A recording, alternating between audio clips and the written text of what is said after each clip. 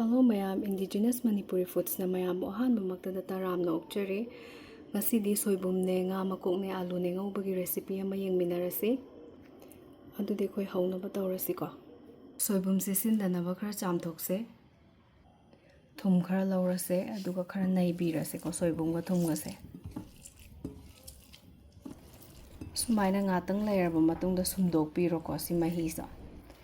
Khara khara lauraga sumaina sumdokase. Sumdokpa loiraga tonganba kon amada hapchinbiro. Mathang summajiko masigi step sidi soibum asinba chaningdaba kangbugi step oidoine. Asinba kaisu kaide haiba singduna sumdrasu yare. Sumdokiba soibumdo amu hapchinbiro. Aduga lumbu sawa isingdo hapchinbiro. Amuk chamthoasiko. Masagi thum hapaga nairiba step to. Aduga si ising asaba hapa step siga anirakumba follow tawbiro ko. Adu itargadi soibumse sum sillaroyeba. Sidasu isingse sumdoga hapchinbiro. Fazana nairaga chambiro. Sumdokpirase. Asidi ising ni nako yam kanna sumdokpadi ngamoyba adubu angamba changda sumdokpiro. Tonganba tingkot amada hapiro. Sumai tawrga loi sumdose.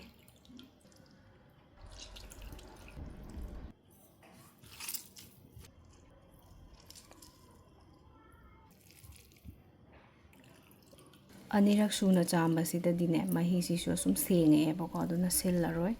Kaigumba mahi se machu sengda taragadi soibumdo yamna liraba yamna sinba oiramgani bako aduna khara sum ahum marirak try tawbiyo. Tilau soiba haurase mapung ama sum hapcharage ko makok su yaubani. Maroi taidi mangjawna khara semjarabane. Napakpi lauzare napakpi se thau yaiba matamda hekta kapkallidana ko aduna kaptanaba sumaina khara naibiro. Soinaba tawrase.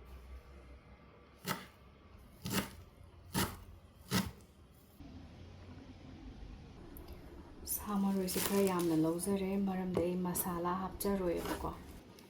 Khara pauna sum soijarage.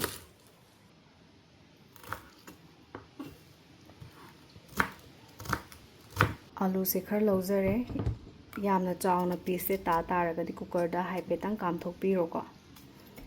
Dubo idi yam chawna tajararoi sum fresh oina ngauminarage. Sidagi makak ka ase. Sumaina kakcharage. Tudi loina kaknaba tawjarage ko.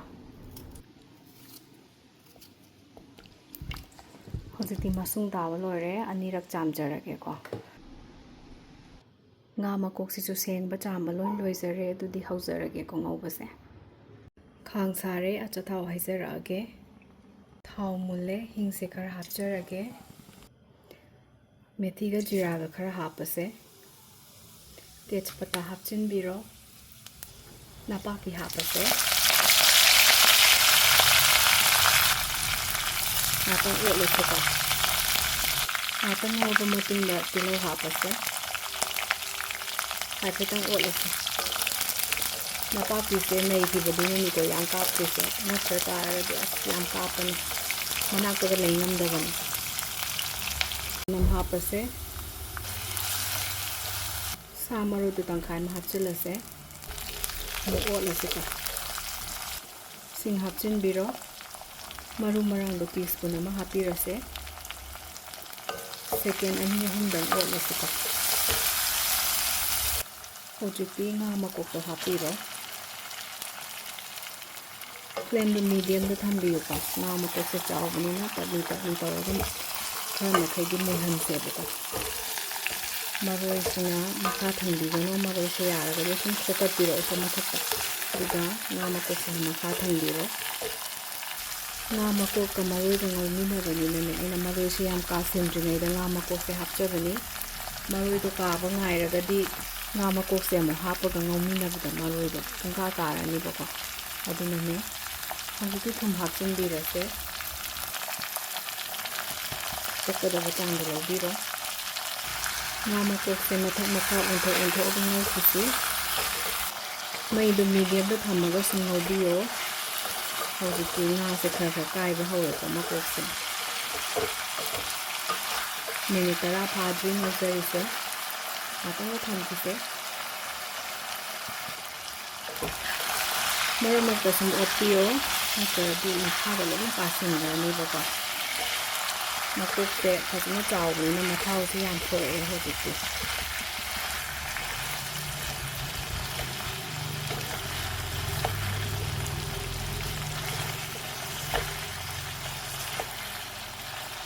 sumai tawra khakha sum namkhai dibase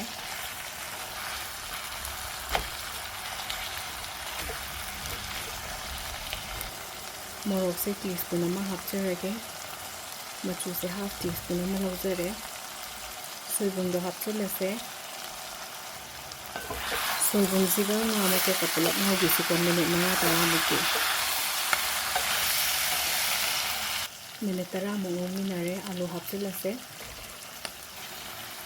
otti reseta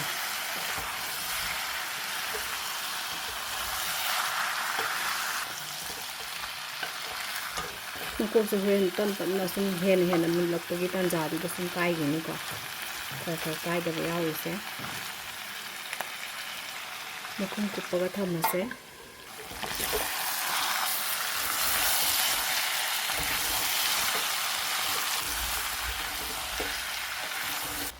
ngasai masala hapcharoi haibaduda nga hing namoidraina khanba mi su sum yaurongani ko adubu maru marang aduga hingdunadi nga hingdi nammaroiba adugi su mathakta soibum sisu yamna manam kanba pot ama oibanina ko nga hing suknam nammoi aduna masala haptadi su ngauzarage kanaguma masala yam pamba mi su leiko leibabudi adu singdo hapningba targadi sum hapchinbiyo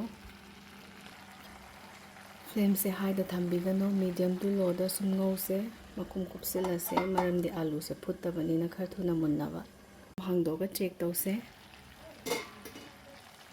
amtang otlase makha su pura mai se low da thambani na kaisu napsalamdre ko aina mai se low da thambiyo haibagi maramdo ya haisage nga makok ne alu soibum ngauba sidi khar chot chot launa chanei dana ko pura krang krang launa di chana deba sigi mathel se aduna kaigumba khoina high flame da thamaga ngau targa di ngasai gi chot chot lawa ma se laura roiba krang krang lausila ani bako aduna ne medium to low thamise medium to low harga medium da ayamba thamana te ko low da thambane darkar tabagi matungina sum dai khatchabane bako mai se asumai taw targa di hauje sida chot chot lawise sumaina chot toine bako pot se yamna hawbune mayam su soidana try tawbiyo amu hangdoga check tawrase maramakta darkar tabagi matungina sum ochabane alu amuk mullaga yengasi ko hojikti phajana mulle alu su ko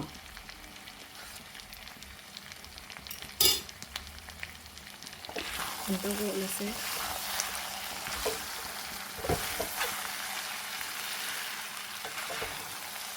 mayam su yumda soidana try tawbiyo channel asibu like share comment subscribe tawbo kawbiramganu alu mullaba matung minute 5 amuk thamjabane hojikti thangdanaba tawjarage masala hapningbasinna tanja sida happy hawro aidi masala haproidawnina samaro oina hapjarage fadigom su khar hapjare aise masala yam pamdaba mibudi natebako adubu maroina mahut sinba yabo oi targadi aidi local gi thongbasingse ayamana masala haptabo ne prefer tawjayebako mahauso aduna henba dawna aidi khallebako mayamgi apambane adudai plating tawnaba tawjarage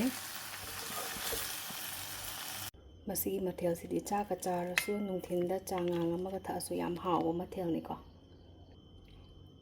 mayam su try tawbiyo adudi mathangi blog ta mu unarase khurumjari mayam